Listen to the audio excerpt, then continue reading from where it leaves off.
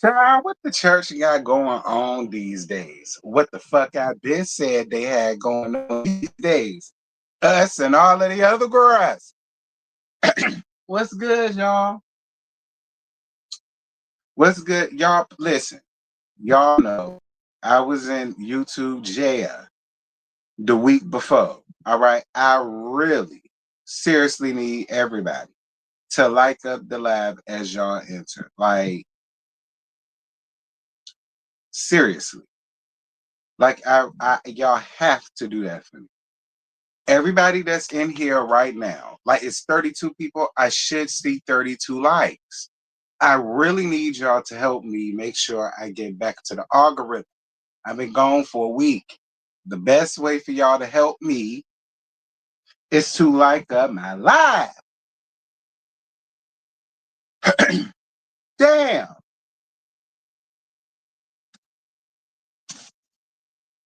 Sick of it. Like up my live.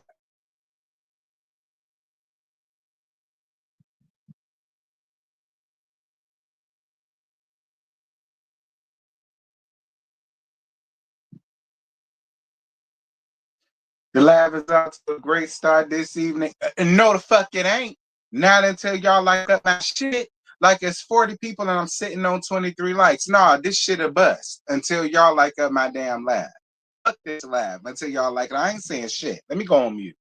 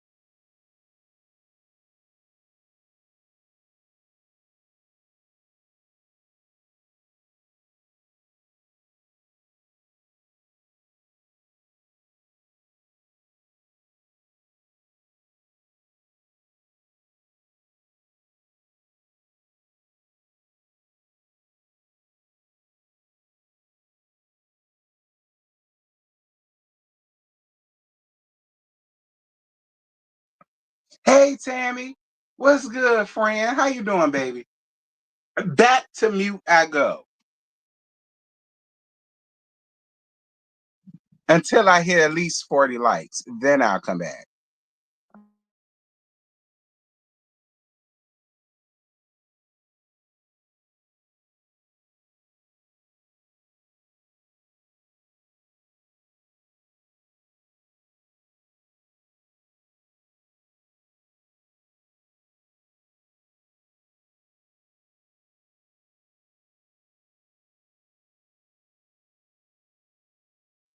And Tammy, did you see Unlocked Girl?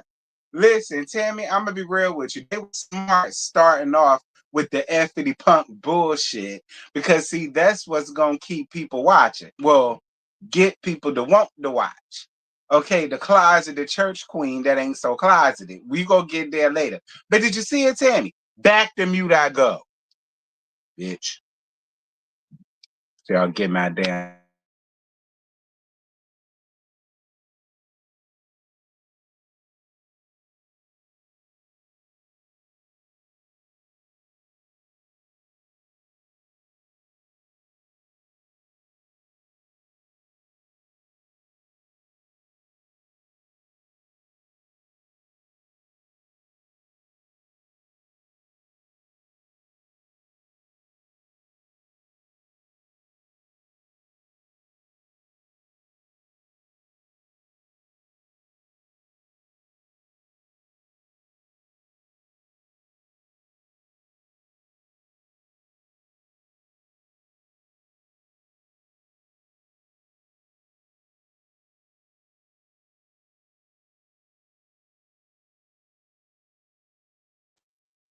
Oh my God, Tammy Gray.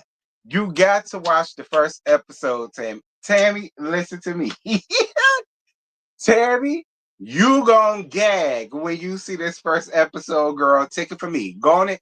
You ain't even gotta put it in your DVR because if you got Fios like I do, it's on demand right now for free.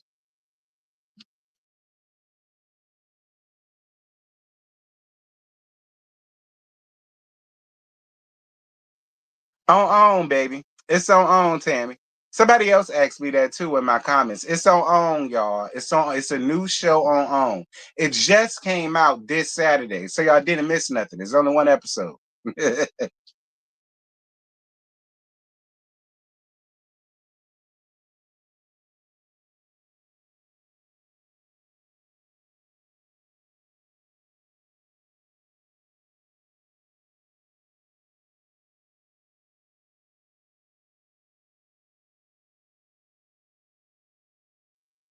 Okay, 40 likes. It's 43 people. It's a new show. I'm not expecting hundreds of people. So I stay on. I stay off the mute.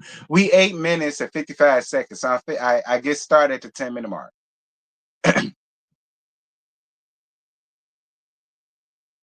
I'm gonna see if it's on demand. It is, but if you got Fios, it's on demand and it's free. Listen, Tammy, I said let me just go on ahead and give it a chance because I saw, I follow on YouTube and they follow me too, by the way. Well, subscribe. But whatever.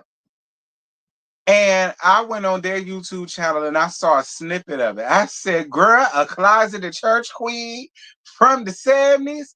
Oh, baby, I'm dead. It was a good episode. I ain't even gonna hold you. I really didn't know what to expect from it, so I won't even fooling with it at first. But I look, if it keep going like this, okay, I'm with it.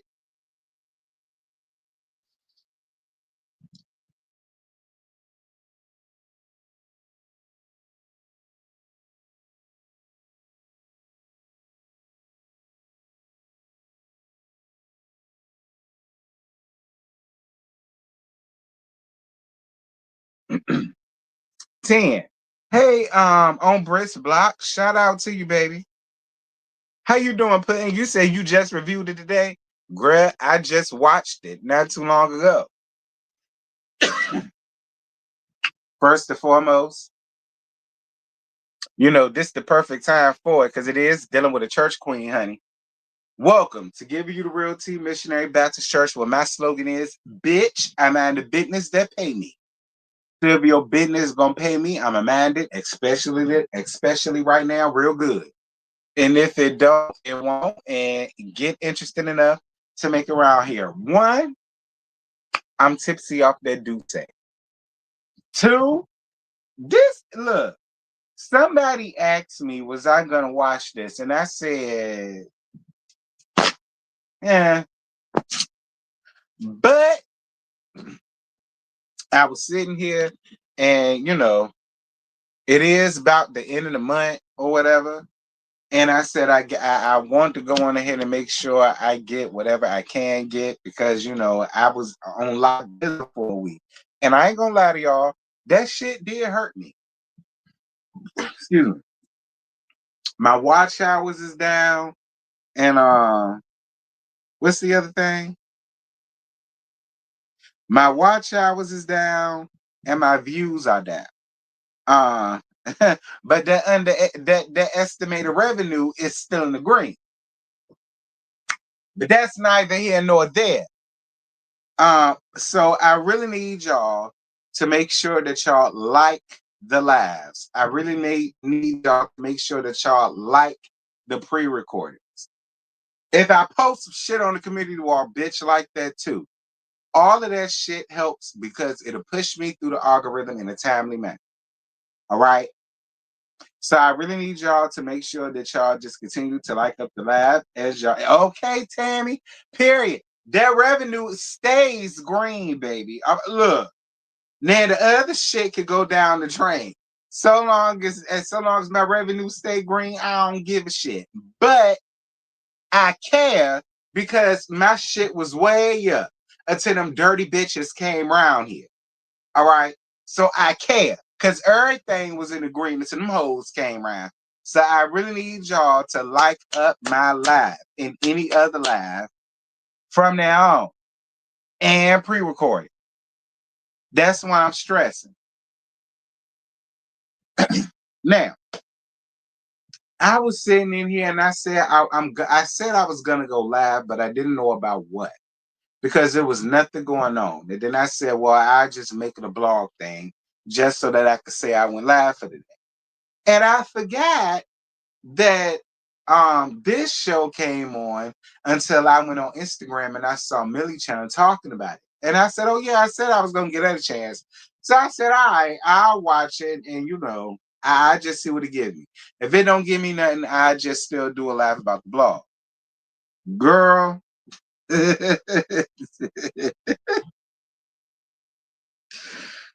Girl, so here we are.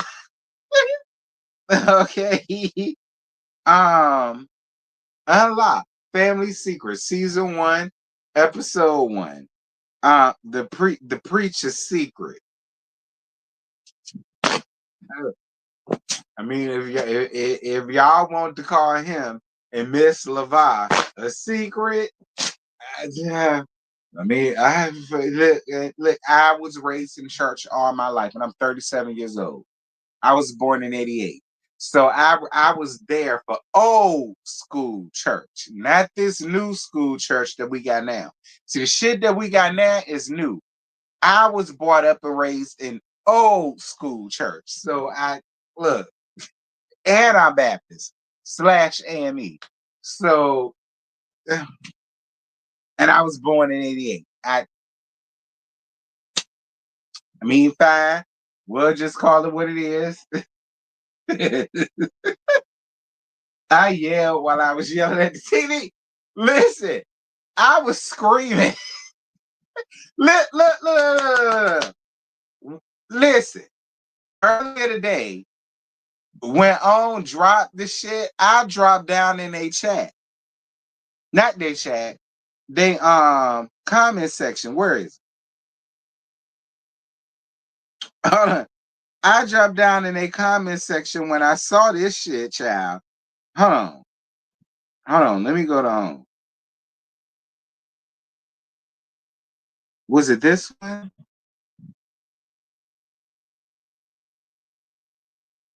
I think it was this one. Yeah, it was this one. I said, I mean, was she headless the whole time? I said, was she headless the whole time? Both of them giving one of the girls. Hashtag no shade. Like, that's what made me want to watch it. So here we go. So we get down to Lydia.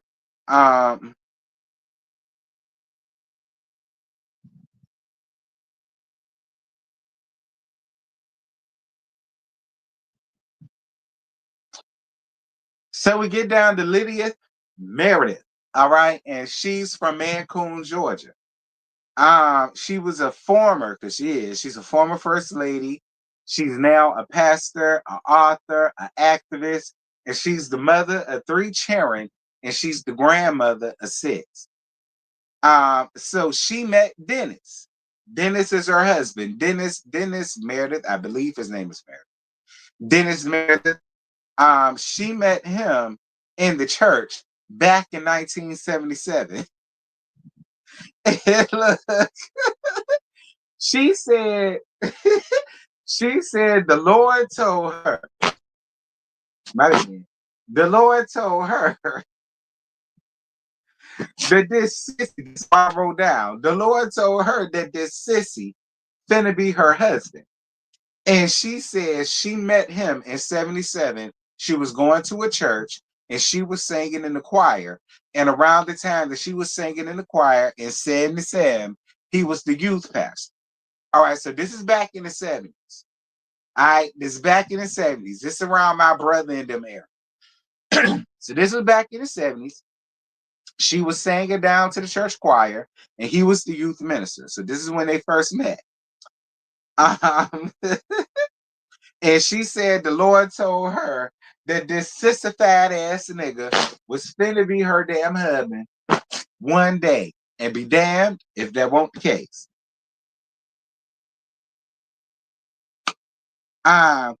So she said she was not interested in him at first, but every mother who had a daughter down to the church that was single, like all of their mothers was trying to like get him to court her or date her or ask their daughter out or whatever the case may be, solely because of the way that he was dressed.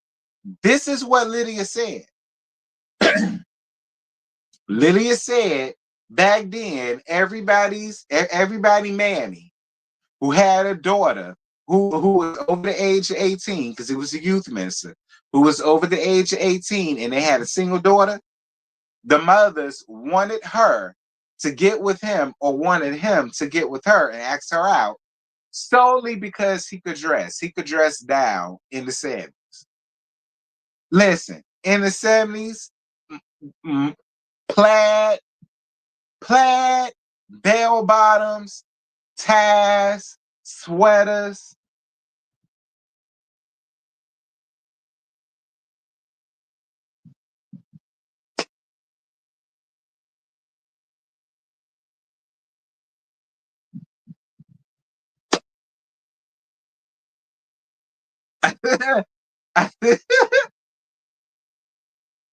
Listen, I was born in 88 and I grew up in the 90s. We had fashion, bitch. So far as y'all, and maybe then, y'all that was born in the early 70s, mid to late 70s or whatever, it was fashion. And you know, the way we feel about fashion now, y'all felt about fashion then. So maybe. I mean, look, he was a queen.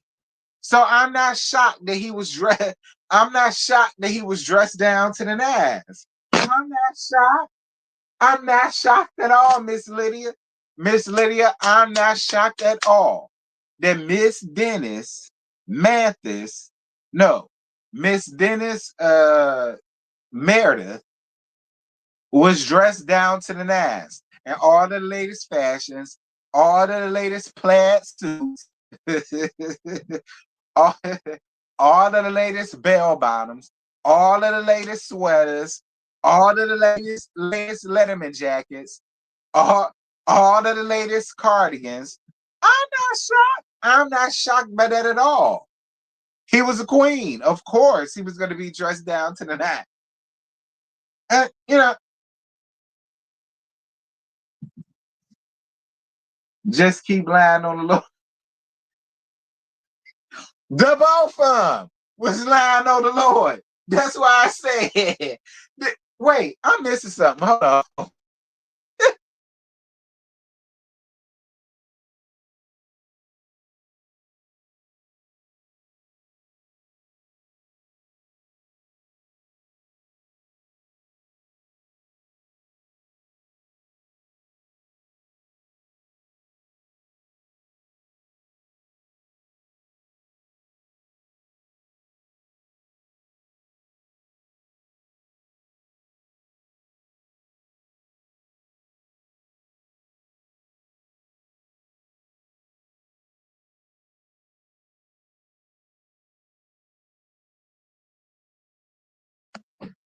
I appreciate you, Bruce Black. I forgot some shit.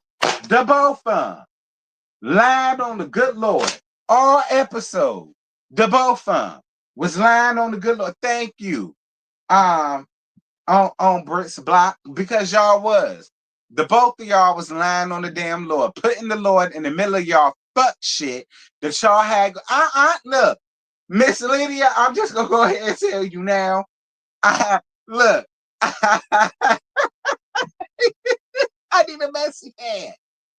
Listen, Miss Lydia, I'm gonna tell you right now. Do not get me wrong. I'm sorry that this happened to you, but you deserved everything that you got because you was being stupid, you was being complicit, and you decided to stay silent simply because of everything that you was getting off of the fact that he became a mega. You want to call him a mega? Listen. 800 members. I really don't consider that a mega church. I consider that a really good, I consider that a thriving church.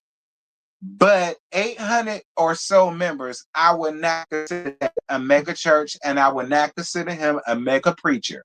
That's not what he was. Dennis had a thriving church in the late in the early 90s to about the 2000s. He had a thriving church. Yes, definitely. But I would not consider him no mega preacher and all of this shit that you was trying to make him out to be. No shade, no shade. But I wouldn't necessarily consider Miss Dennis no mega preacher. He was around my pastor, both of them. Pastor Clary, shout out to him, and Pastor Carter, shout out to him. He was around them. 800 members, 900 members, that's them. And they won't know mega preachers, and neither will you. So it was cute. It was cute. But don't give it all that, honey. Because Tabernacle was a cute little 800, 900 member church. Like mine, like Queen Street Baptist back in the day, and like New Hope Baptist back in the day. Like they was 800 to 900 members. It was there. Won't no damn mega about it.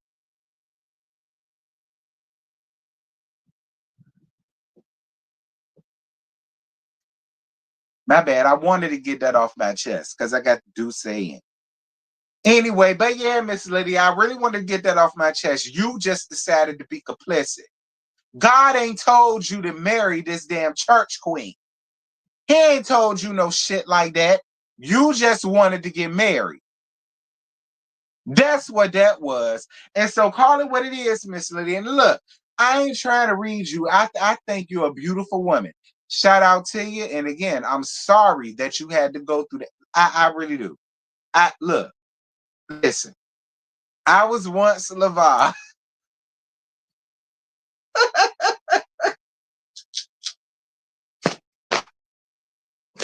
I was once LaVar. Now, I wasn't 27. I was 18, 19, 20, 21. I was still in college when I had my shit going on. LaVar was 27. However, I was once LaVar, so I'm not here to judge. And I'm sorry that you had to go through that. I really am. As a human being, I'm really sorry you had to go through that. It's fucked up that, and I'm going to be real. That's why I feel like it's always important. Listen, a shout out to her son Micah, because when I was 18, yeah, I was 18.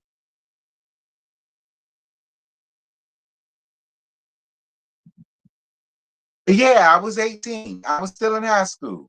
I was 18. I was 18 when I showed George's hand I was gay, and I didn't give a fuck. Because listen, at that point, I was 18. I didn't care, and what the fuck you gonna do to me? So I told her. And you know what my mama said? She said, I knew. My mama said, I mean, I knew. I appreciate you for telling me. Thank you for telling me. But I knew. That's exactly what she told me. She said, I always knew that. That's exactly what Joyce told me. Joyce said, I always knew that. She said, but I thank you for telling me. Like she never asked me and I never told. So it was what it was. But one day I just said, fuck it. I was 18. I was going to graduate. I was going to go to college. I didn't give a shit no more. And like my friends knew. So I was just like, fuck it.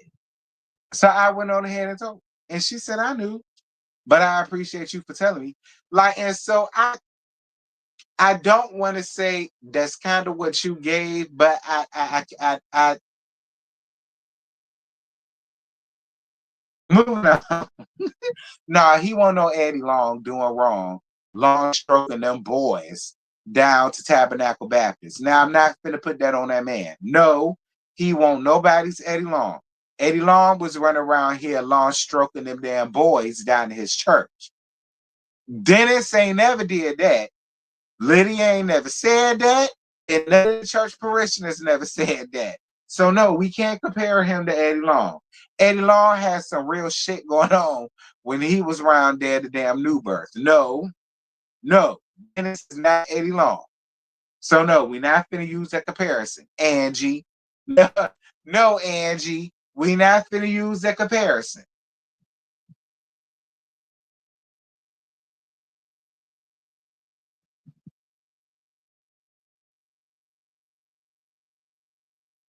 Anyway, she says that she wasn't interested in him at all at first because she was making more money than him because she was an engineer at this time. I failed to mention that she graduated high school, she went to college, and then I think in engineering, and I think she said she got her master's in Vanderbilt. Either she did undergrad at Vanderbilt and she got her in engineering and she got her master's in that, or she went to undergrad somewhere else and she went to Vanderbilt for her master's in engineering. Either way, she went to Vanderbilt in the 70s, maybe early 80s, and she got her master's or whatever. And she was making way more money than him. And so she wasn't interested in him because she said her mother told her that she should marry up.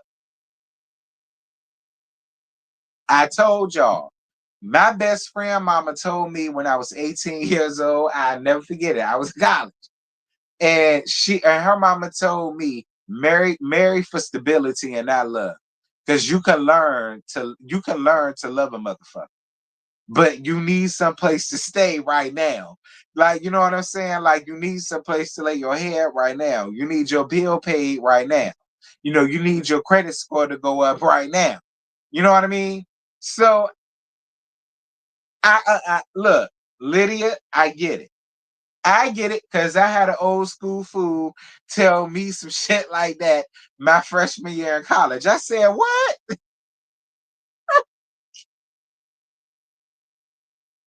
Listen, may she rest in peace, okay? And shout out to Miss Candy. May she rest in peace. I loved her to pieces. She was a second mom to me. But she told me that shit. I said, what? But it made sense then and it makes sense now. So I understand, Lydia. I had an old school fool tell me some shit like that. Yeah, right, period. Wise words. Wise words. You should have listened to your mom. See, Lydia, your mama knows best. Had you listened to your mama and not married that church queen, you wouldn't have been in this predicament. Had you listened to your mama, had you listened to your mama, you would not be in this predicament today. I just want to point that out.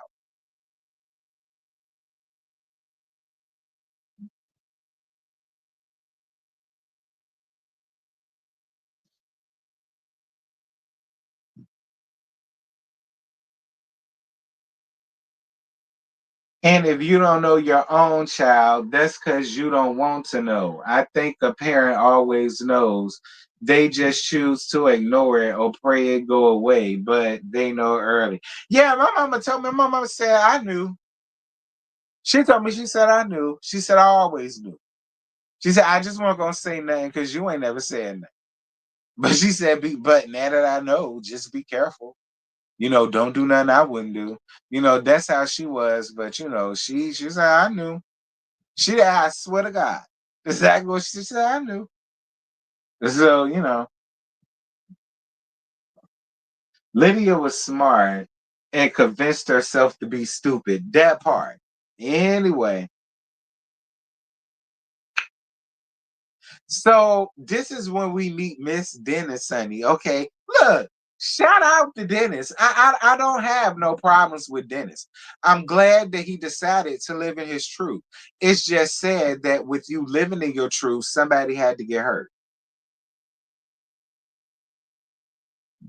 That's the sad part about it. Um,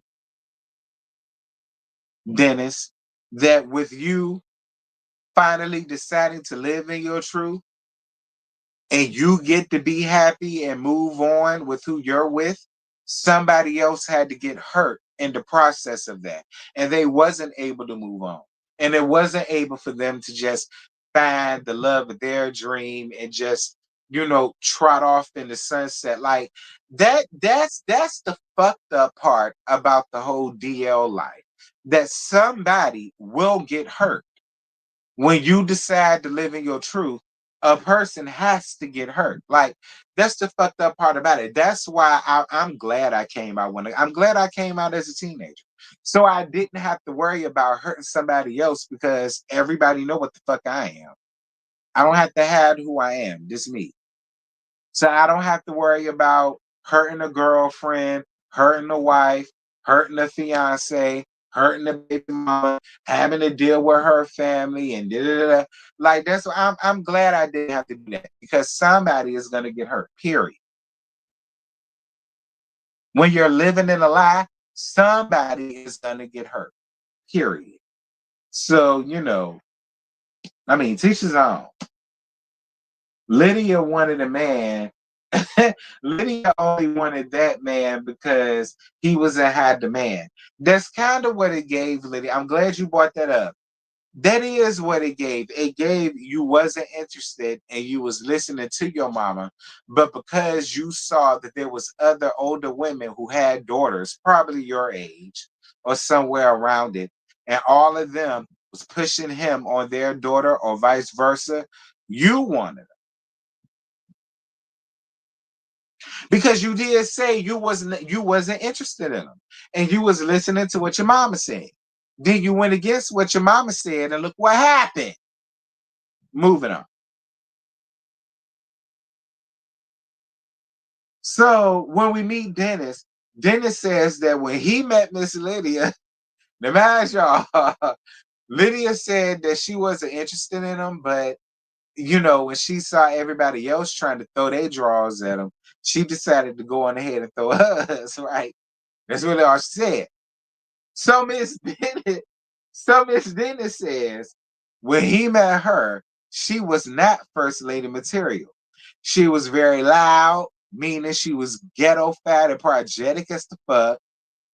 She often came into church wearing raggedy jeans.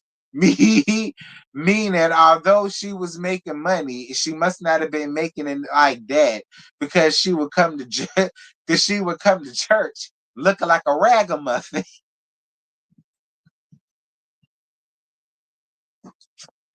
Miss Lydia, I didn't say that. Your ex-husband did.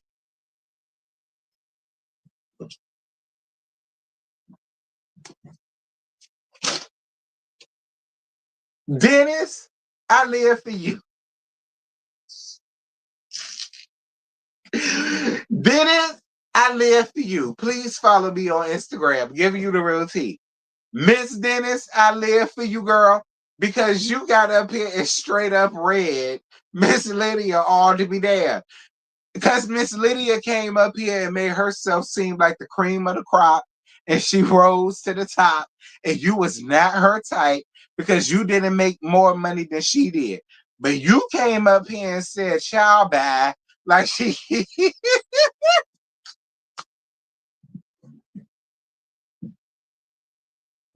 just like Queen. He said, "Child, bye.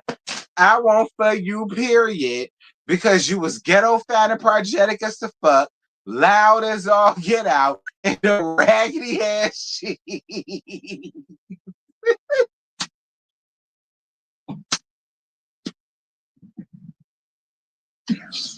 Listen, this episode kikied me. I said, wait a minute, Dennis. Now listen, I said, Shay didn't give you all that much. Why is you up here reading her all the Listen, Miss Lydia, I don't know if you know it or not, but in my world and in Micah's, your son world, he'll tell you, Dennis read you the fuck down. You got up here, you got up here making yourself seem like you was that bitch, and he said, "Bitch, back." You was not giving what you think you was giving this man, and I won't interested either. But you had some cute legs, so it was what it was. Like you had something that interested him. You had some cute legs. His words, not mine. See, Tammy, this is why I said you need to watch it. Tammy, this is why I said you need to watch it, friend. I ain't going to get mad at Dennis. Lydia decided to say, show did. I'm going to get to that Brits block. I ain't got to that point yet, sis. But you absolutely right, and I'm on your side. I'm on your side. We going to get there.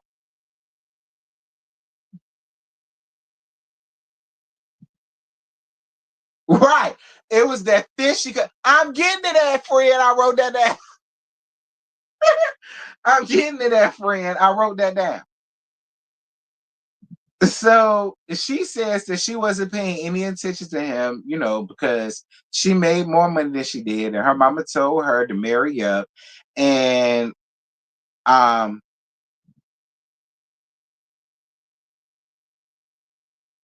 but she said she heard a voice in her head that told her she finna marry this sissy. That's what I wrote. And so she decided to give him a chance, and she invited him over to her housewarming party because she had bought this nice house in the white people neighborhood. And again, she was born in 52, I think. She's older than my mom. I think she said she was born in 52. My mama was born in 54. And she was saying that was around the time when, the segregation was happening. I mean, the Jim Crow laws were still going on. And, Martin Luther King was a thing. And the I Had a Dream speech was a thing. And the Malcolm X was a thing. Y'all know the movement. She came up around that time. And so when she got her master's and she became an engineer and all of that, she got this real swanky house. And then and the white people called the sack, honey. I give you that, Miss Lydia. Miss Lydia, back for that time, and you was an independent single black woman doing your thing, and you got a good house down to the white people called the sack. Shout out to you, Miss Lydia. I'm gonna give you your things. I'm gonna give you your things. You did that. Shout out to you. She invited him over to the house to fix the TV. And she says when he came to fix said TV, she cooked him a fish dinner. And he admitted, he said that when he went there to fix the TV, she cooked her ass off. She said he cooked her some fish and he was sold after that. And that's when they started dating. So Lydia says one day Dennis told her that they should start praying about getting married, and then he doubled back, and told her never mind.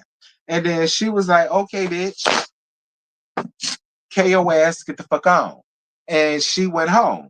And she said she got down on her knees and prayed. And she said after she got down on her knees and prayed, Dennis came knocking at her door. So Dennis says that he didn't believe in premarital sex, but they had sex that night.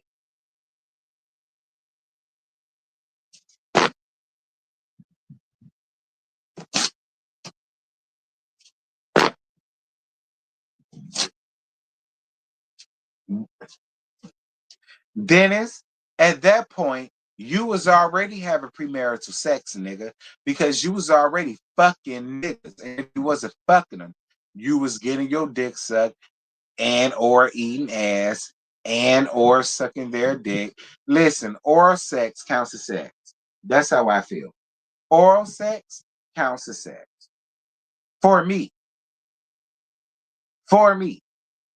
Oral sex counts as sex. Not having premarital sex means not anal, not vaginal, not oral. You not like you've never seen her naked. She's never seen you naked. That's what I think of when I think of premarital sex. None of y'all know what to expect coming into the bedroom because neither one of y'all gave that, showed that, none of that shit until y'all got married, jumped the broom, said the I do's, put rings on before God, and went to your honeymoon. Then that's when you consummate your marriage. Like that's what I think of when I think of, not having sex before marriage because that's what God wanted you to do. That's what I think of that. So Dennis, miss me with all that, child. Like I hate when y'all do that. Y'all try to act like And I say y'all, I mean y'all Christians who want to try to be so high and mighty, but as if y'all could. Like, stop that shit. Like, you already came into it knowing that you like them boys. So I'm more than sure you've done your shit with niggas in the past. So you're not gonna fool me with some shit like that. Like, quit playing with me. Like, I hate that. I hate that. I ain't believe in premarital sex, but I went on ahead and fucked her. Like, get out of here with that shit.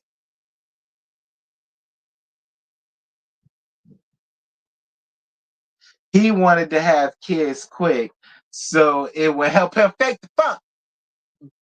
I'ma get to that on Brick's block. Hush.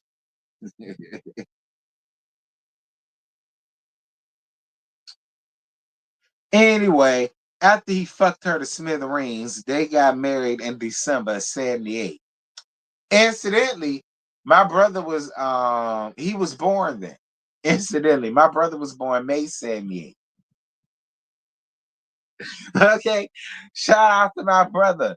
Okay, while you was out here whoring around with your fagato ass, my brother was finna turn one. So appreciate this. Shout out to the 78 babies. Okay, period. Anyway, you was out here whoring around on a gay level when my brother was finna turn one. Anyway, it was really taboo back then. Anyway, how you managed to get anyway. Uh So he said he got his first church, Mount Zion Baptist. Um, and those was the best years of their life. So around this time, they got married. They had their two sons because I think they had their third one while he was in the midst of the gestation. So for right now, I'm gonna say two, but they did have three sons. But around the time he was down to Mount Zion, and this was back in '82, they was married and they had at least two sons at this point. And she says one night in '83, he went off to a church event and she decided to stay home. And she had went to bed. She said at 2 in the morning, she gets a call from the police precinct saying that Dennis got arrested. So the police officers tell her that he was caught down to the theater soliciting a planted male police officer. So for y'all that don't know what's going on, there was a male police officer that was planted to like bust the men on prostitution for other men. Y'all know how there's women cops that they plant out there to like bust men that like do prostitution or whatever and get the girls and they wind up being a policeman. That's what that was. He got caught doing that down to the theater down in '83. And the policeman told her what her husband got arrested for. Basically, he was there pumping the block, picking up a trick to go and fuck. And he, ran into an undercover. And his ass got locked up.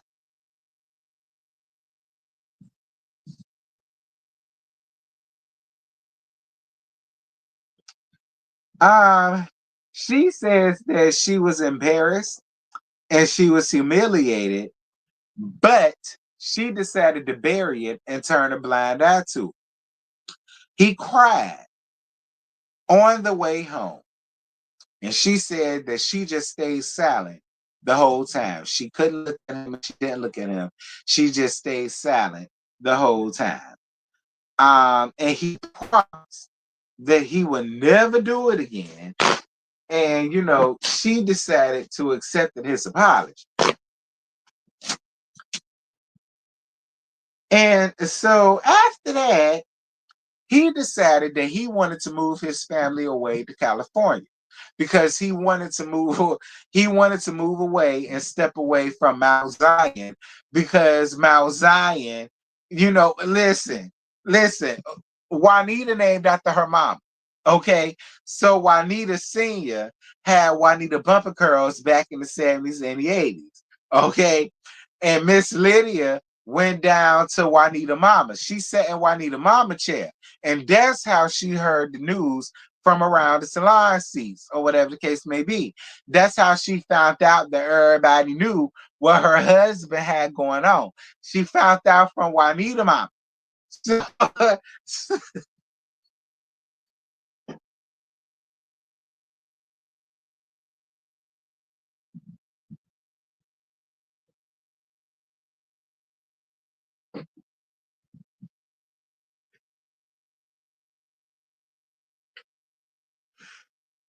Her mom, listen, Lydia found out from Juanita mama. Y'all know Juanita Senior, yeah, Juanita Junior or whatever, and she took up her mama's thing where her mama passed or whatever, and so she was down to the salon seat, and that's how she found out. And when she figured out, everybody knew what the hell her husband had going on.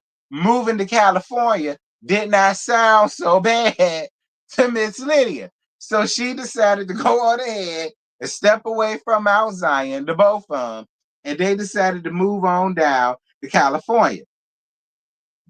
And he decided to get himself into a seminary, and he was going to Africa, I believe. And she was saying he was traveling with other pastors, and they was going out to different countries or continents or whatever to go out and preach, whatever the case may be. What you mean out of that? Anyway, um,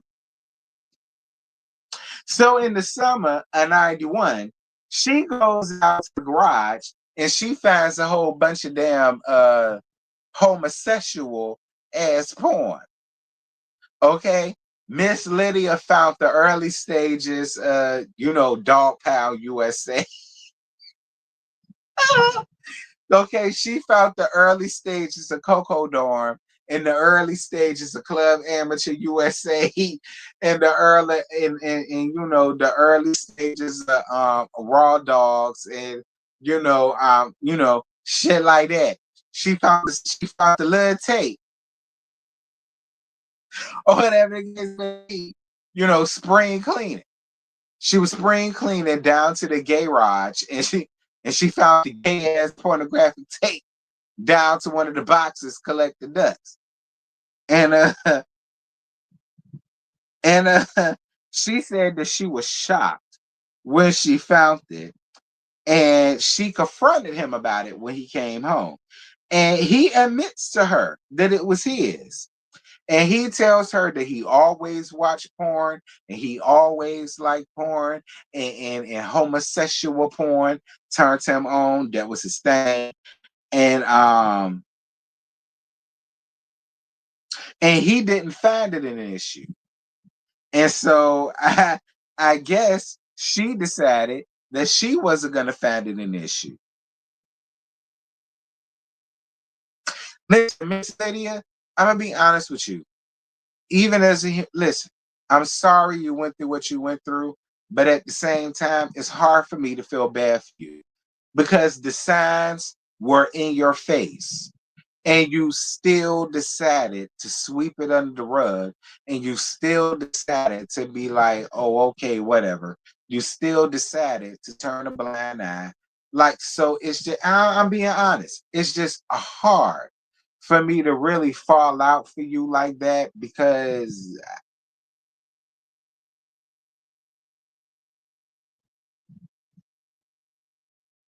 I want to feel bad, but it's just like, I mean, I do, but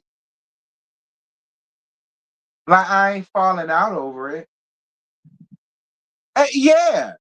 Yeah, Tiffany. He basically told her and she accepted it. Again, she already accepted it when she found out when she had to bail him out of jail for solicitation, getting caught with this male cop, soliciting him for sex. She accepted that. And now here again, she's finding gay shit in her damn garage. And he's basically telling her, yeah, I like to watch niggas fucking. That's my shit. I like it. It turned me on. What you gonna do about it? Basically, that's what he said.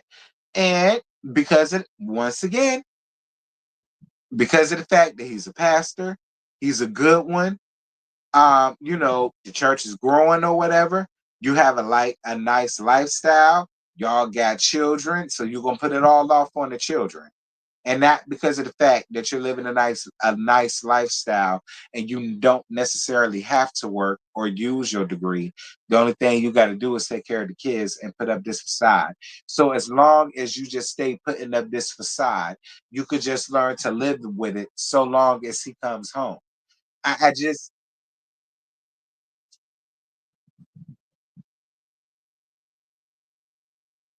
one day Dennis calls Lydia while she's at work and tells her when she gets home, he finna tell her everything. So he tells her that he's bisexual and he tells her about all of the men that he has sex with, and it was during the duration of their marriage. So he was basically fucking around with niggas from the time he met her to the time he decided to tell her what he had going on after she found the damn sex tape. Get off my shit, you raggedy ass nigga.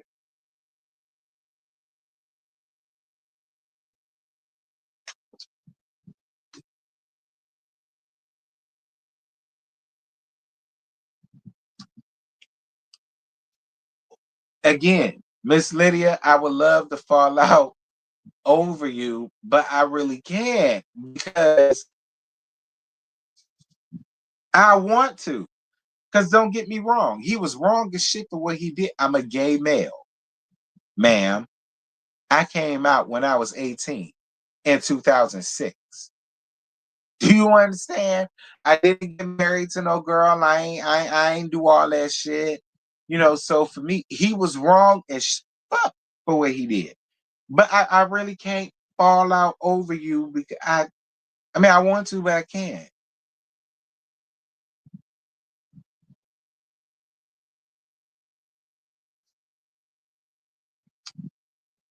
He tells her that it was just sex. He loves her and he wants his family, and she believes him.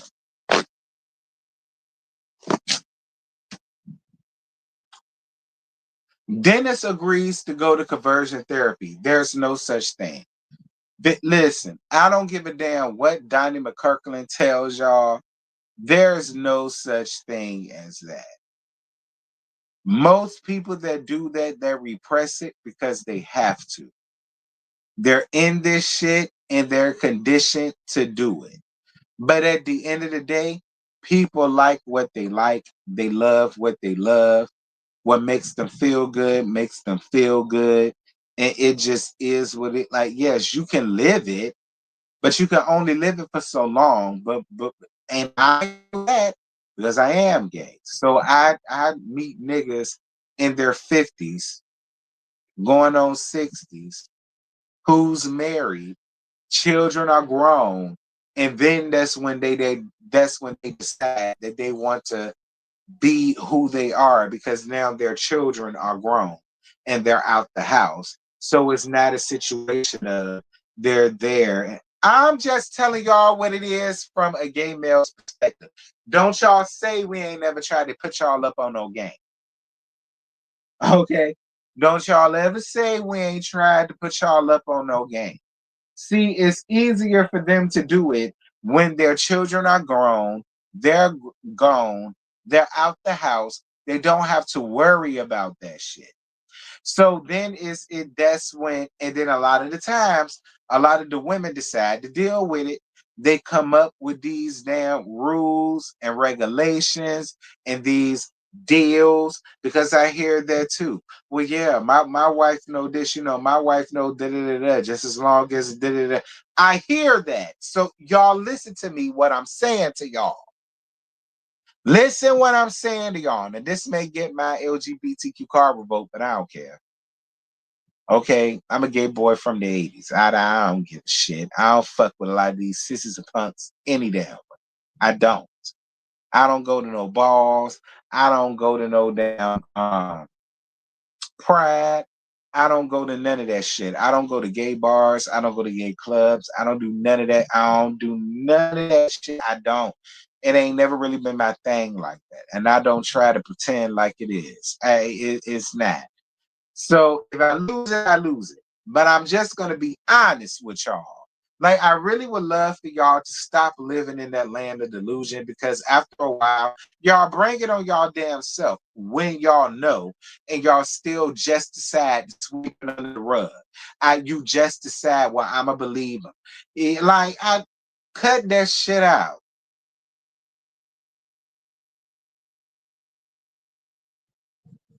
There ain't nobody else gonna tell y'all. I'm gonna tell y'all. I'm a gay ass man. Listen to what I'm telling y'all. Cut that shit out. Stop just accepting shit because if this isn't an incident of that, I don't know what is. This has been going on since the 70s. We in 2025 and we're seeing this shit. Like,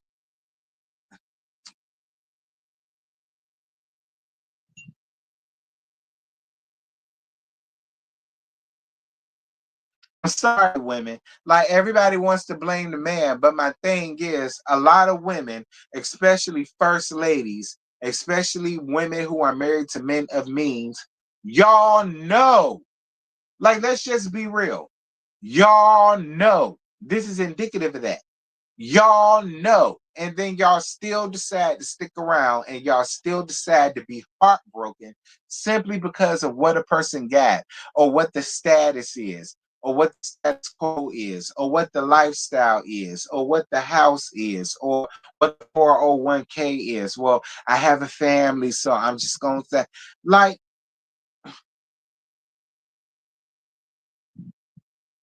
I'm a gay nigga telling them this shit.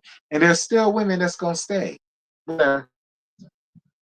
Um, Dennis was diagnosed with being, I mean, not Dennis, Lydia was diagnosed with being a workaholic, and Dennis was diagnosed with being a sex addict. Uh, Nothing worked. He was still cheating, but she thought that he was still being faithful. Lydia says that out of nowhere, rumors started spreading throughout the church like wildfires. And one day, one woman walked up to her and told her about her husband was a hypocrite and how she saw him going out with he was hanging out with a flamboyant guy. That's exactly what I'm saying, Lydia. See, now he's so careless with what he's doing because you keep accepting it. Now it's starting to spill out into y'all real lives. He's careless now. So now he's being seen out and about with this dick and a booty ass nigga. And people are seeing him out and they're chummy chummy and they're buddy buddy. And you're doing whatever it is that you're doing, pretending that you don't know, but you do know. And now you have people, parishioners, down to your church, your first lady, and they're telling you shit that they've seen.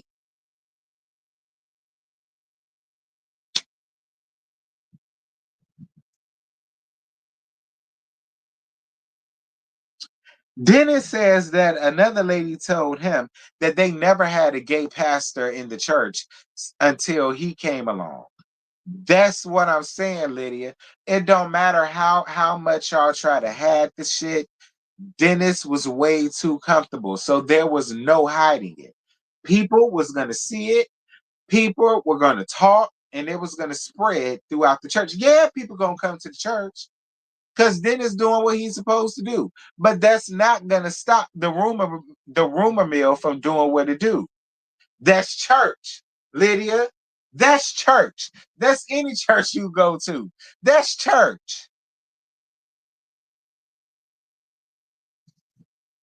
So long as he can preach the roof down, get a bunch of members every damn new members every damn Sunday, and so long as the choir doing what they got to do, yeah, they'll have the rumors, but they're not gonna necessarily leave. And that's church. Like that's it's weird, but that's what they do. I've been in church all my life, AME and Baptist, and it happens in both. So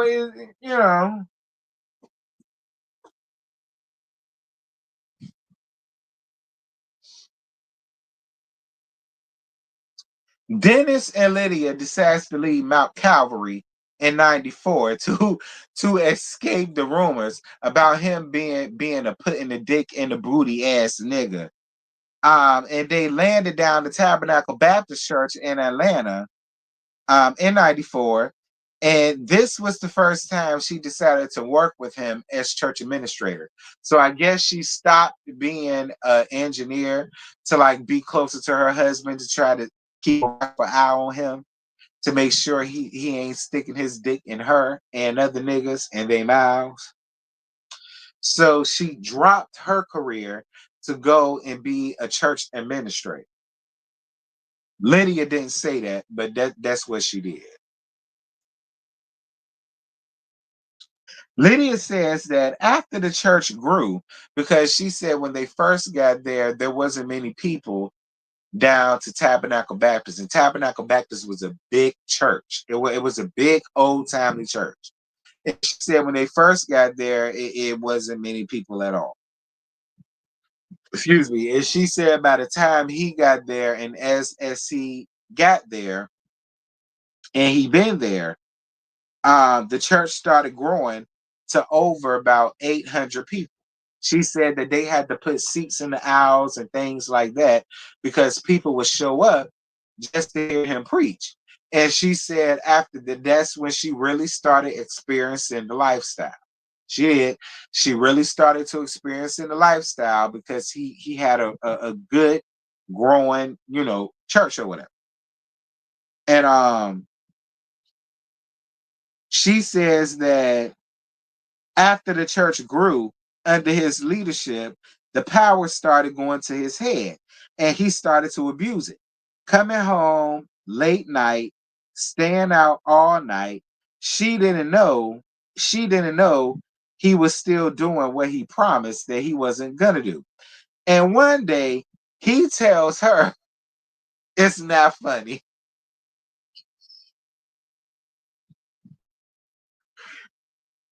It's it's not funny. One day he decided to call her and tell her he got gonorrhea and she needs to go get checked out right away. And once again, she was broken and what was she gonna do now? But after the man calls you and tells you he has gonorrhea, so you have to go and check your so he caught something and he came back home and he's potentially bringing it home to you, and not only to you, because that shit could transfer in different ways to your sons too. And even after that, first Pastor Lydia, even after that, you decide to stay with him and work it out. And after he almost gave you gonorrhea and you decided that you was going to stay, he decided that he wanted to build you your dream home. And that was enough to make you feel as though that was enough to make you feel as though that was his ultimate expression of commitment. After he almost gave you gonorrhea, his ultimate expression of commitment was building you a seven bedroom, 5 bathroom house.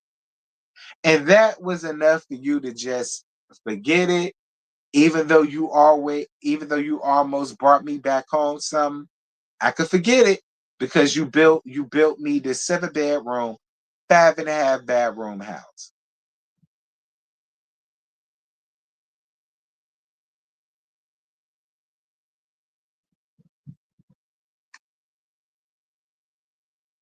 Miss Lydia, can you understand now why it's hard for some people to feel bad for you? He put your life at risk. He did. I don't give a damn that it's gonorrhea. He put your life at risk. He's out there fucking raw and coming home, fucking you raw, and like it's just, I want I look I listen.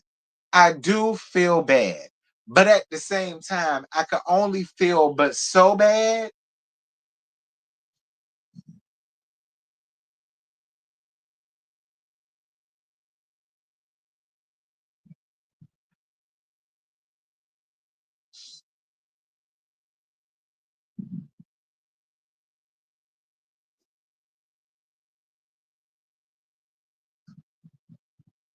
Lydia finds out that her son Micah is gay.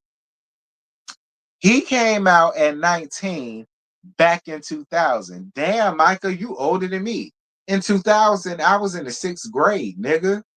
You was 19, so you what? You in your 40s. You don't look like you in your 40s though, Micah. You really don't. You really do. He didn't look like he was in his 40s, which is good. Because that means you stand up on your regimen. That means that you're keeping yourself healthy, you're keeping yourself fit. You're doing what you got to do, Micah. I'm proud of you. Like as a nurse, that means because you look damn good, Micah. You do, and you found out back in 2000, and we're in 2025. Like you look good. Like he looks real healthy. He looks real healthy. He looks in shape. Like he doesn't look like he has anything. So I'm proud of you for that at least. Y'all hold up.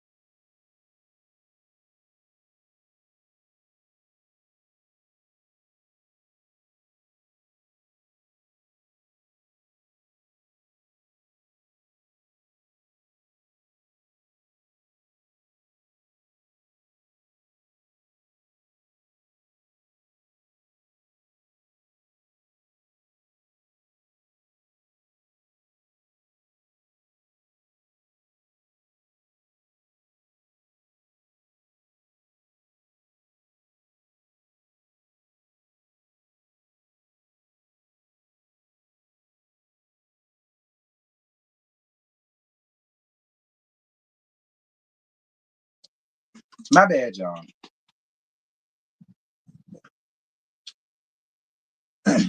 Yeah, on Brett's block, like Michael looked damn good. Michael looks real good. And he's been keeping up with himself. He's been keeping up with his stuff. I appreciate that, Micah. Thank you.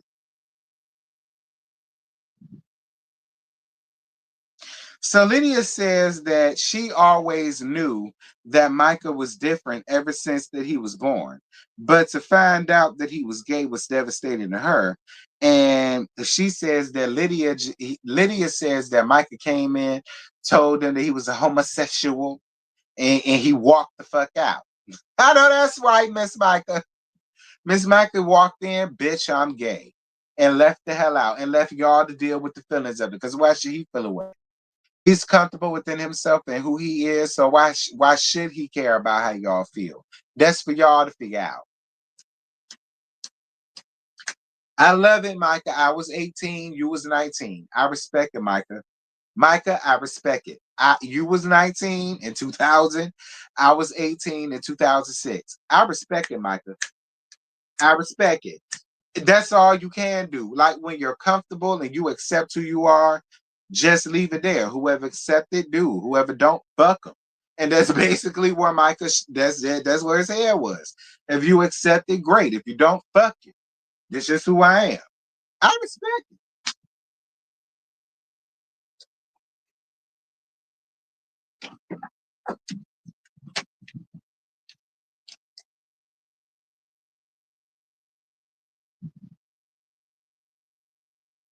So Lydia says that her concern was the fact that She was over the HIV ministry at church, so she sees that every day, and she didn't want that to happen to her son. But she never thought about that with Dennis. How could you not, Lydia? Lydia, how could you not? That's exactly what I'm talking about. You worked with that at Tabernacle Baptist in the HIV ministry, and I'm more than sure back then, the more people you saw were gay men. So my thing is, Lydia, how could you not have let that thought come into Lydia? He already gave you gonorrhea. Well, almost gave you gonorrhea. At least he had enough gumption within himself to tell you. So my thing is, Lydia, if you went through a gonorrhea scare, what how could you not have thought that when it,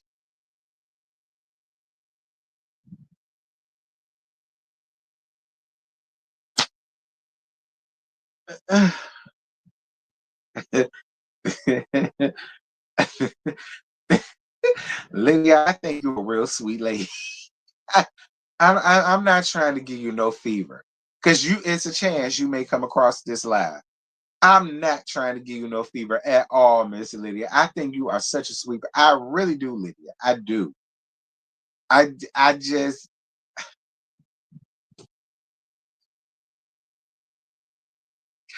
all I'm saying is, Lydia, I couldn't have been your friend back in the days, cause I would have cussed you out at this point.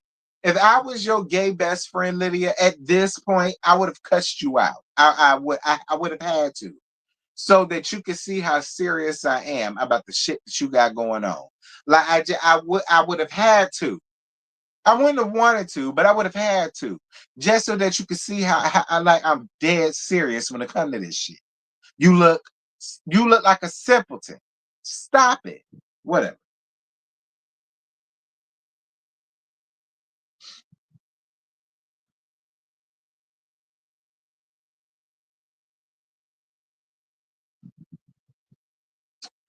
So Micah says that he wasn't into the lifestyle for a year when he found out that he contracted HIV. So now Micah has contracted HIV, and he wasn't into the lifestyle for a year before he found out that he had it, and he was 20. So he came out when he was 19, and then he found out he had it when he was 20. So I'm assuming he found out in 2001. And Lydia was in Florida at the time, and Dennis called her and told her about the diagnosis. Y'all remember how I always tell y'all the sins that you do don't always hit you, they hit your children?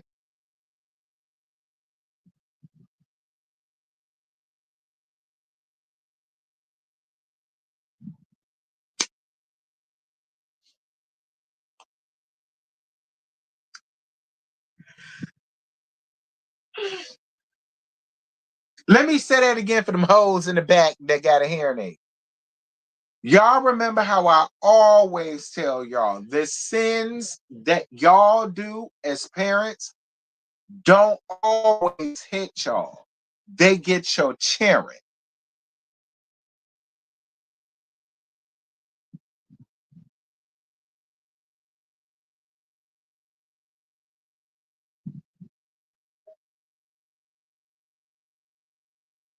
You in the pulpit, you prancing around, you condemning this, you condemning that, while the whole time you on the chat lines, you down on the damn block, you getting caught by undercover male police officers, you doing whatever you want to do, catching gonorrhea. Thank God your wife didn't catch it, but your son,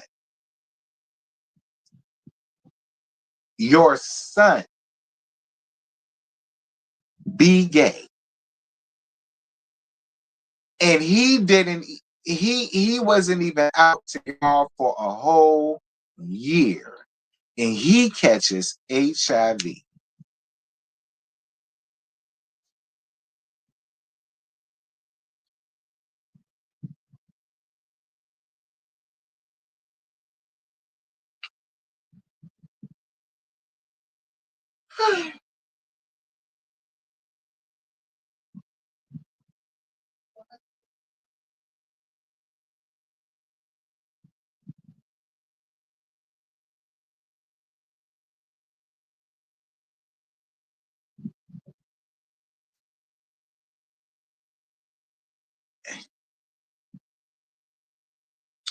So the boys started to hear rumors about their dad. So apparently, the oldest son was in church and he was starting to hear shit about his dad being caught in cruising spots, being caught down to the bathhouses, being caught down in back alleyways, being caught by this, that thing, and the other.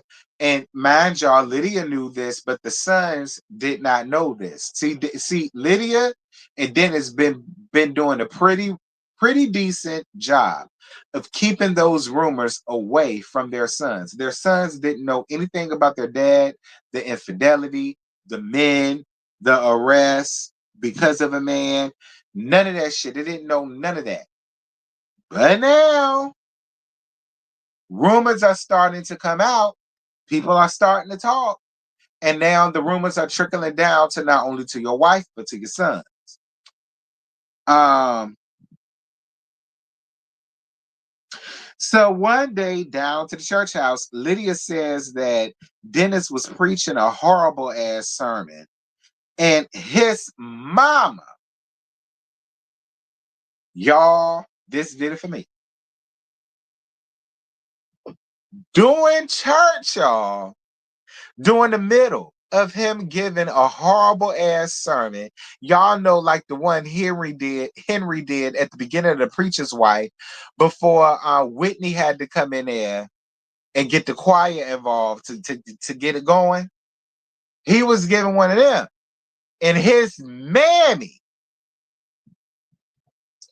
told Lydia, doing church now, she tells her, look around.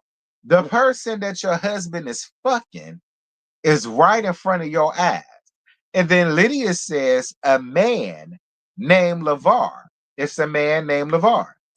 She said he's a man that Dennis begged her to hire as a teacher at her child care center. She's been running this child care center for the past 10 years, and Dennis begged her to give his lover, LeVar, a job, and she decided to do it. She calls Dennis and tells her what his mammy said and wants to know if it's true. Dennis admitted it and said that it was wrong and it shouldn't have happened.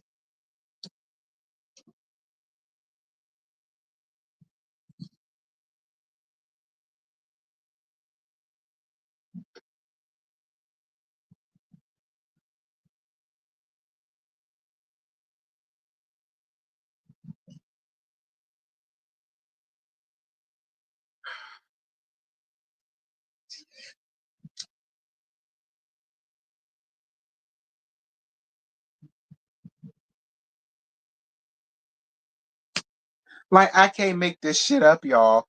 Please go to Own Files. It's on demand right now. Unlocked, Secrets Uncovered, Episode 1, The Pastor's Secret. If you have files, I have files.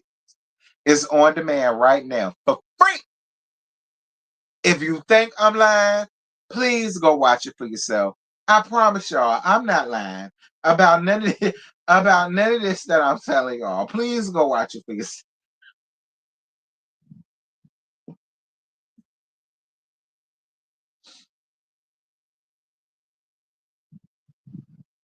So LeVar, Miss LeVar Honey, gets a small little cameo or whatever. And so LeVar says that he was 27 when he met Dennis, and Dennis was 53 at the time, and they met in 2005 at a bathhouse.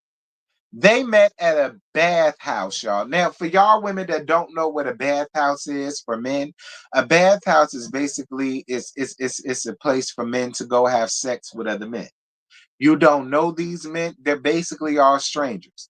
You go in, you sign a waiver, you sign a form, they give you condoms, you have to take your clothes off even before they allow you in. They give you a towel and you walk around either in your towel or your robe, and you walk around. There are so many different rooms, and you could just walk in a room where there's an orgy, or you could walk in a room where they're doing anal, or you could walk in a room where they're just just jacking each other off, or you could walk in a room where they're doing just bondage or whatever. Like, it's just one big place for gay men to go in the cut, in the secret, to have sex with other men. You don't know them, you never met them.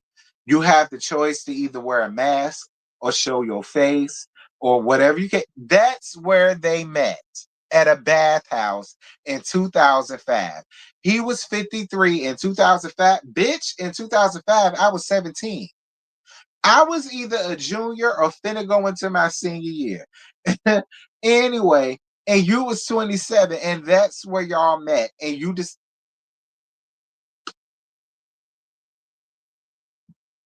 now listen, I ain't never been to no bathhouse personally, but I do have friends that have went. I have never gone. Listen, I'm a freak to the core and all that, but I ain't that type of a damn freak. Like, ah, I ain't that type of a damn freak. Now I'm a freak, but I ain't that damn type. Like,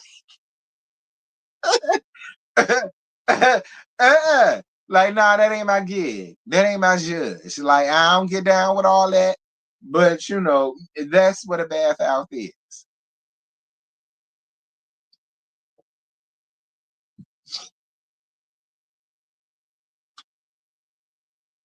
He says that they met when he was 27 and Dennis was 53 in 2005. They met down to the bathhouse, and the next day, Dennis was at his house and they started seeing each other on a regular basis. Pretty much how that would happen. Yeah, Miss Lydia, as a gay man, I'm here to tell you, yeah, that's pretty much how every down low relationship starts with a married man. That's typically how that goes. So, hey. So Lydia says she knew. Listen to this, y'all. Again, if I'm lying, go and watch it for yourself.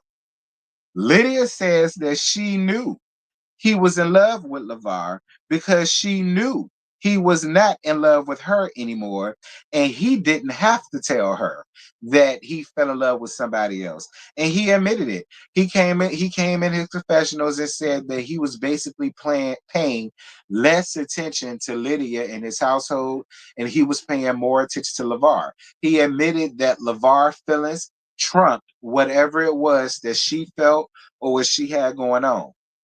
Again, Lydia, it's hard for me to feel bad for you. It is. It's hard for me to feel bad for you because here it is. You're admitting you knew, you felt, he didn't have to tell. So why should I feel bad for you? I'm just asking, Miss Lydia, why should I feel bad for you? Feel bad for what? You knew. And what am I supposed to feel bad for you for? If you didn't think enough of yourself as a woman, why should I feel bad for you as a woman? Well, I'm not a woman, but as you being a woman, how am I supposed to feel bad? I can't. I can't. I can't. Yeah, she couldn't have been getting none no more. There's no way he was giving you anything, Lydia. If he felt strong enough about LeVar that he got up here and admitted he didn't give a damn about what you thought, what your feelings was, what you had going on. It was all about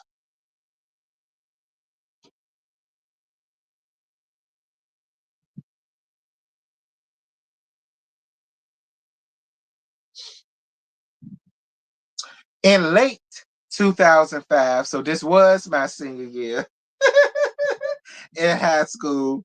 She decided that she was going to speak her truth. And she told all three of her sons what was going on because she didn't want to do what her mother did, and that was protecting her father. But you did that already, Lydia. Lydia, you've been protecting that man for over 20 years at this point. You was your mama. Don't get me wrong, you finally broke it, but you was your mama for over 20 years.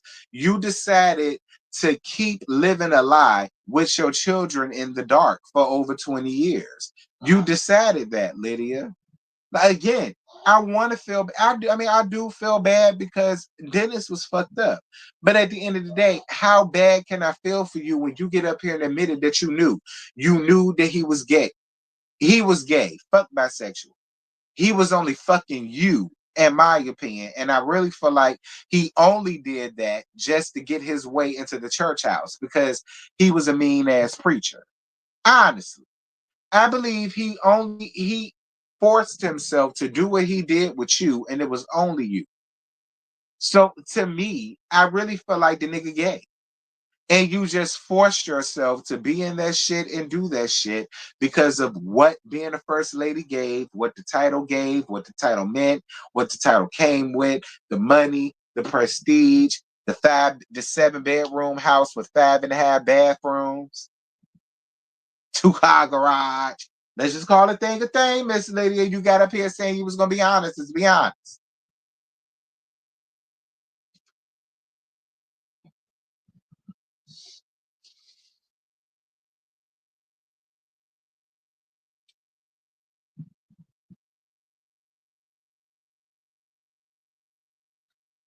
Dennis moved out the house and moved into a condo with his lover at the time, LeVar, in 2007. Y'all know my freshman year in college. And none of the sons liked him, of course. Of course, none of the sons liked him. They probably halfway liked they damn daddy. Her sons told her that she should have left right then and there, and that she shouldn't have stayed just for them. Her oldest, I believe it was the oldest son, said that and again, parents, y'all keep acting like y'all protecting y'all children, but y'all not. I keep telling y'all, I have a lot of friends whose parents divorced. And they had conversations with me and other close friends, and they've always said that y'all just should have been got divorced a long time ago. They would have been a lot happier. Everything would have been a lot better. Everything would have been a lot copacetic. Like, yeah, they're friends now that I'm grown, but I wish they would have did that when I was younger because my childhood could have been better. I've had a lot of friends who said that. Like, y'all be feeling like y'all are protecting children, but in reality, y'all not. Because when that shit came out, it fucked everything up. So if you're just honest about everything that's going on, like you will honestly be protecting your children more by being honest and letting it just be what it is and letting them understand. That's how they understand that that's life. That's how life goes sometimes. Listen, the unexpected can always happen. Like it's just easier to just be honest. Man, it's interesting. This son got up here and said that, Mama, you should have been left. That's what he said. You should have been left. Like you should have left the first time you found out when that shit happened. Basically, when he got arrested. Basically, the oldest son said you should have left when you found out back in the early 80s when he got arrested. You should have left then. That's basically what the son's saying.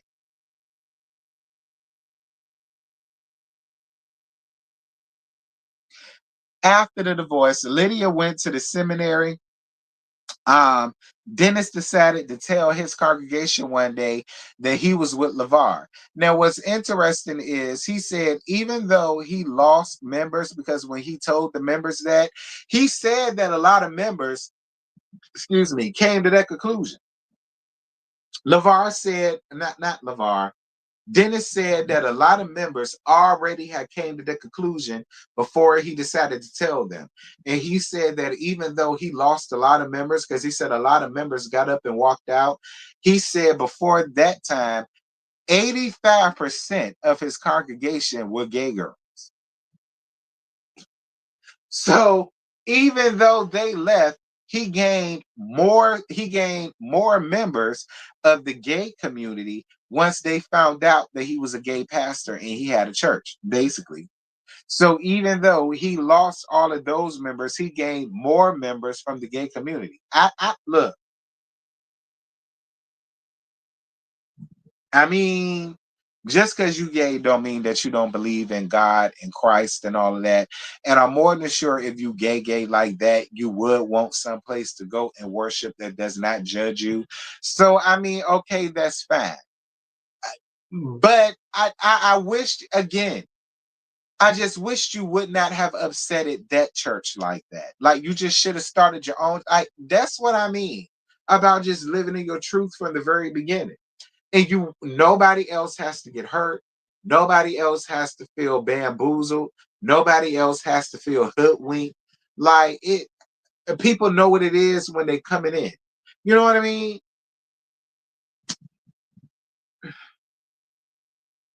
Anyway, he done married LeVar at this point. LeVar is his husband, and Lydia decided to forgive him after a while and just accept what he got going on. And then we see all of the families sitting down at dinner together. Um, uh, what's the man name?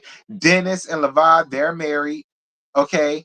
And he brought up how Lydia was cooking in his husband's kitchen. Uh,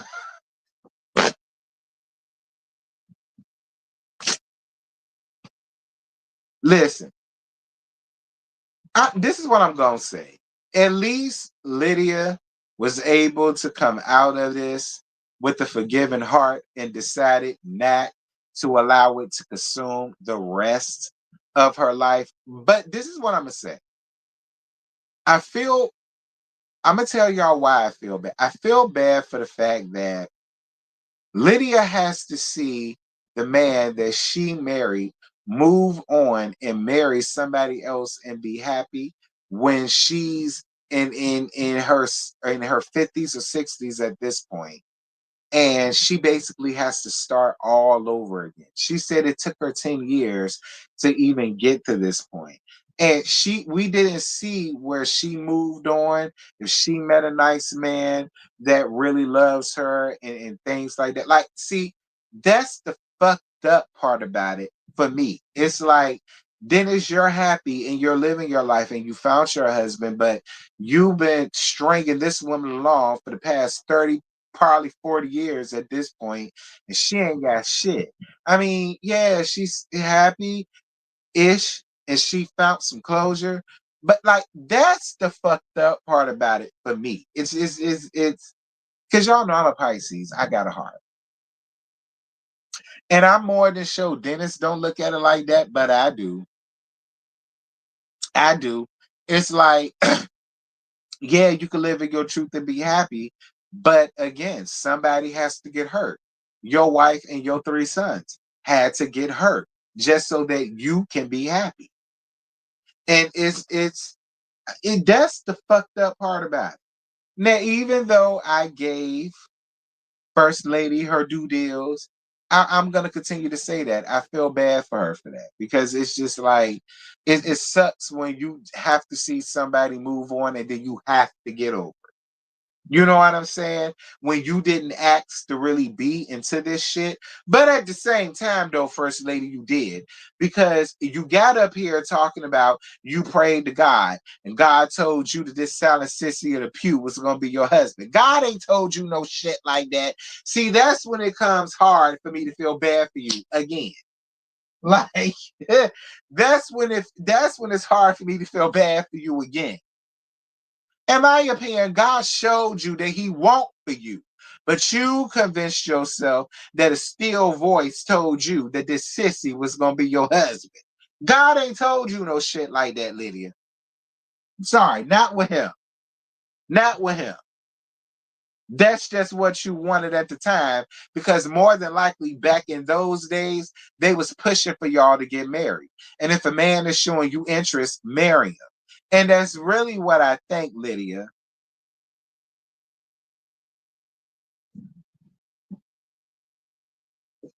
Like that's you see, I feel bad, but see, that's when I stopped feeling bad because you've been new. You knew since the late, no, you knew since the early 80s. You knew since 82 when he got arrested for solicitation of trying to pick up an undercover male cop to suck his dick. You knew then, Lydia, before there were children, before there was the church. Well, no, you had the church, but before you had the money of the church and the standing of the church house and all that, you knew then.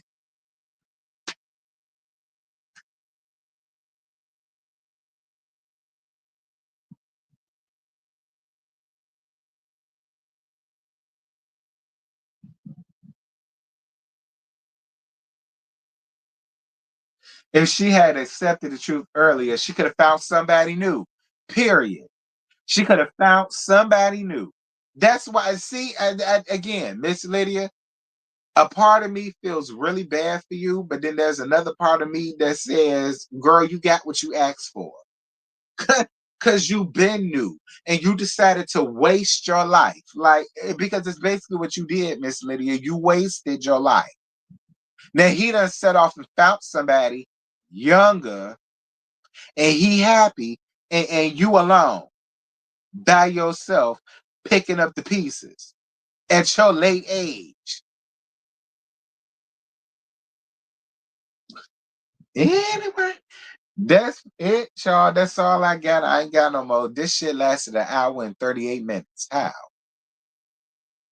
This, this shit lasted an hour and 38 minutes. Well, y'all drop down in the comments. Y'all let me know what y'all thought about this review. If y'all have not seen the episode, I'd suggest, like I said, it's on demand. It's on demand. If you got Fios, it's on demand right now. On demand. It's called Unlocked Family Secrets. It just came out Friday, Saturday after Heart and Hustle.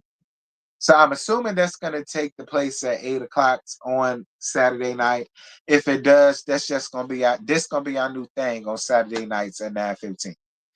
If this turns out to be at 8 o'clock on Saturdays, this is gonna be the new Saturday night lineup at 9:15 because I'm into it.